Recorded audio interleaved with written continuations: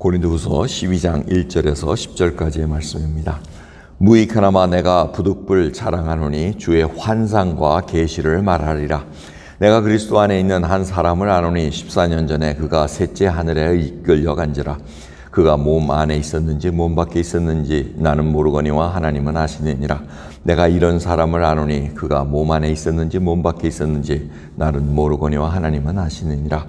그가 낙원으로 이끌려가서 말할 수 없는 말을 들었으니 사람이 가히 이르지 못할 말이로다. 내가 이런 사람을 위하여 자랑하겠으나 나를 위하여는 약한 것들 외에 자랑하지 아니하리라. 내가 만일 자랑하고자 하여도 어리석은 자가 되지 아니할 것은 내가 참말을 함이라. 그러나 누가 나를 보는 바와 내게 듣는 바에 지나치게 생각할까 두려워하여 그만두노라. 여러 계시를 받은 것이 지극히 크므로 너무 자고하지 않게 하시려고 내 육체의 가시 곧 사단의 사자를 주셨으니 이는 나를 쳐서 너무 자고하지 않게 하려 하심이니라.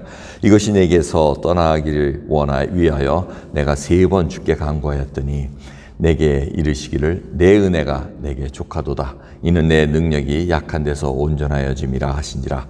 이러므로 도리어 크게 기뻐함으로 나의 여러 약한 것들에 대하여 자랑하리니 이는 그리스도의 능력으로 내게 머물게 하려 함이라.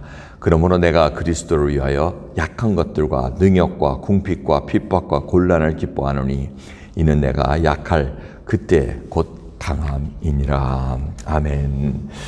사도 바울이 주의 환상과 계시에 받은 것을 이렇게 할 수 없이 알려줍니다. 그 이유는 자기도 그만한 하나님의 그 환상과 계시를 받지만 알려주지 않았다는 겁니다. 고린도 교회가 얼마나 혼란스러웠습니까? 여러 가지 은사 받은 자들이 많고 그랬는데 거기에 관해서 또 무슨 사도 바울을 깎아내리는 일들이 있었겠죠. 저 양반은 영적으로 힘이 없는 모양이야. 하나님께 받은 소식 그게 없는 모양이야. 이런 식으로 얘기를 했을지도 모르겠습니다. 그러면서 이제 할 수 없이 이제 얘기를 합니다. 그것도 14년 전에 일어났던 일을 누구에도 알려주지 않았다는 겁니다. 그러면서 그 일이 뭐냐? 바로 셋째 하늘에 올라갔다는 겁니다. 이 셋째 하늘을 지금 4절에 보면 낙원이라고 얘기를 합니다. 그래서 여러분들이 낙원이라고 주님께서 강도에게 얘기할 때 오늘 나와 함께 낙원에 있으라 얘기하신 말씀이 어느 특별한 장소가 있다는 것입니다. 그러면서 그것을 셋째 하늘이라고 얘기한 것은 우리가 여러분 위에 보이는 이 하늘이 사실 첫째 하늘입니다. 그 다음에 둘째 하늘은 그 위에 은하계와 모든 우주를 다 지칭합니다. 그 위에 이제 셋째 하늘이 있다는 것을 표현을 해주고 있습니다. 이곳은 분명히 있는 곳이라는 것을 알려줍니다. 그러면서 이곳에 바로 하나님께서 환상과 계시를 다 알려주셨음에도 불구하고 사도 바울은 얘기를 못한다는, 지금도 얘기를 못한다는 얘기예요. 왜? 그것이 혹이라도 다른 사람들로 하여금 이것이 올무가 될 수도 있고 또 자기 자랑으로 인해서 하나님의 일을 가리게 될 수도 있다는 것을 알려줍니다. 그래서 이 일을 통해서 하나님께서 어떤 얘기를 하냐면 육체의 가시 사단의 사자가 있었다고 얘기합니다. 아니 지금 그렇게 많은 환상과 계시를 엄청난 것을 봤음에도 불구하고 하나님께서 좀 잘 강건한 사람으로 건강해가지고 사용을 해주셔야지 왜 육체의 가시를 주십니까? 이제 이렇게 고쳐달라고 기도를 하는데 하나님께서 뭐라 그럽니까? 내 은혜가 내게 족하도다. 이는 내 능력이 약한 데서 온전하여짐이라고 얘기합니다. 자, 이 말씀을 가지고 여러분 한번 생각을 해보십시다. 정말 저희들 조금만 우리 하나님한테 뭘 들었다, 봤다, 꿈으로 봤다던가 계시로 봤다던가 이러면 곧바로 나오잖아요. 곧바로 누구에게 얘기하고 알겠더니 전화를 뽀로로 해가지고 내가 꿈에 뭘 했는데 이러면서 이렇게 얘기하는 거 조금 한번 자제해 볼 필요가 있습니다. 사도 바울은 어마어마한 거를 봤음에도 불구하고 14년 동안 그조차 내용조차도 얘기 안 합니다. 그런 일이 있었다고 얘기합니다. 자, 이런 것을 경고를 주는 말씀은 이 신비주의라든가 이런 것들을 통해 가지고 잘못하면 자기가 드러나기가 쉬워서 그렇습니다. 그렇게 자꾸 얘기하는 거는 하나님께서 보여주신 이유는 기도하라는 얘기입니다. 그걸 통해서 자기 자신의 신앙을 더 하나님과 돈독히 하면서 강건하게 하면서 살아갈 수 있는 밑바탕을 알려주시는 겁니다. 이거를 떠벌리려고 하면 떠벌려야 됩니다. 하나님께서 전파하라면 전파해야 되죠. 근데 그런 말씀이 없으면 끝까지 품고 있으면서 이것이 무슨 일인가 기도하면서 하나님께 여쭈어야 되는 것이 당연한 일입니다.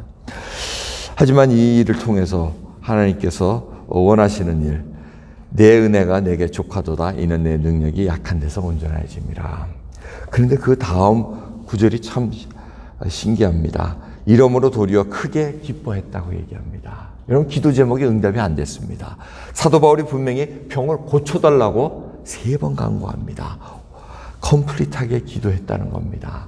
충분하게 기도했다는 겁니다. 그런데 기도 응답이 반대로 나옵니다. 고칠 수가 없다. 하지만 그 이유를 알려줍니다. 그것은 바로 하나님의 능력이 거기서 온전해지기 때문이다 하고 알려주기 때문입니다. 여러분, 이 응답을 받았을 때 우리가 정말 기뻐할 수 있습니까? 한번 물어보십시오. 여러분 자신에게. 여러분이 그렇게 기도 간구하면서 어떤 기도 제목이 있는데 하나님으로부터 내가 그걸 응답해 줄 수가 없다. 그건 노다. 하지만 그 이유가 내 은혜가 내게 족하도다. 이는 내 능력이 약한 데서 온전해짐이니라 하고 알려줬을 때 참된 기쁨이 올 수 있습니까? 왜 사도 바울이 기뻐했습니까? 하나님의 뜻을 알았기 때문에 그렇습니다. 하나님의 온전한 뜻을 알고 내가 이렇게 약함으로 인해서 하나님의 능력이 드러낼 수 있다는 것이 그것이 너무나 기뻤다는 겁니다. 여러분, 바로 하나님이 나를 통해서 드러낼 수 있다는 것, 나를 통해서 예수 그리스도의 영광과 능력이 드러난다면 내 몸이 약할지라도, 내 기도 응답이 안 될지라도 내 약함을 통해서 하나님의 강함이 드러난다면 참으로 기뻐해야 된다는 것입니다. 저는 진정 우리는 그러한 신앙생활을 하고 있습니까? 정말 주님을 믿고 살아가면서 아직도 주님을 뭐 좀 업고 나도 영광받고 하나님도 영광받는 그런 것을 생각하면서 살아가고 기도하고 신앙생활을 한다면 좀 생각 다시 해봐야 됩니다. 주님께서 은사를 부어주신 것도 주의 능력을 드러내기 위함이지 나를 드러내기 위함이 아니라는 것을 다시 한번 깊이 생각하시면서 이제는 나의 약함을 기뻐할 수 있습니까? 사도 바울이 그 얘기를 하십니다. 10절을 보면 그리스도를 위하여 약한 것들과 능욕과 궁핍과 핍박과 곤란을 기뻐한다고 얘기해요. 또 기뻐한다 그럽니다. 내가 여태까지 어려움을 당한 거, 주님의 말씀을 전파하기 위해서 말씀대로 순종하기 위해서 내가 선택했던 그 하나하나가 곤란이 오고 힘든 고생이 올지라도 그걸 기뻐할 수 있다는 거, 그게 바로 하나님의 능력을 드러낼 수 있다는 그 기쁨으로 살아갈 수 있다는 것입니다. 오늘 이 귀한 새벽 정말 그리스도를 위하여 내가 선택한 십자가의 길, 좁은 길, 그걸 통해서 어떠한 결과를 낳을지라도 하나님만 드러날 수 있다면 기뻐할 수 있다는 그 고백으로 오늘 하루 시작하기를 소원합니다. 기도하겠습니다. 하나님 감사합니다. 오늘도 주님, 저희들이 약합니다. 생각도 악합니다. 하지만 주님, 모든 것 주님께서 한 걸음 한 걸음 인도해 주시는 은혜 속에 있는 것을 알기에 오늘도 감사함으로 이 하루를 시작합니다. 주여, 저희들 육체적으로도 약하고 정말 모든 것이 약하짐에도 불구하고 하나님의 뜻을 이루기 위해서 오늘도 거룩한 길을 선택합니다. 붙들어 주시옵소서. 잘 감당하게 해 주시옵소서. 하나님의 말씀으로 말미암아 기뻐할 수 있는 저희들 될 수 있도록 은혜 베풀어 주옵소서. 감사드리며 우리 예수 그리스도의 이름으로 기도드리옵나이다. 아멘.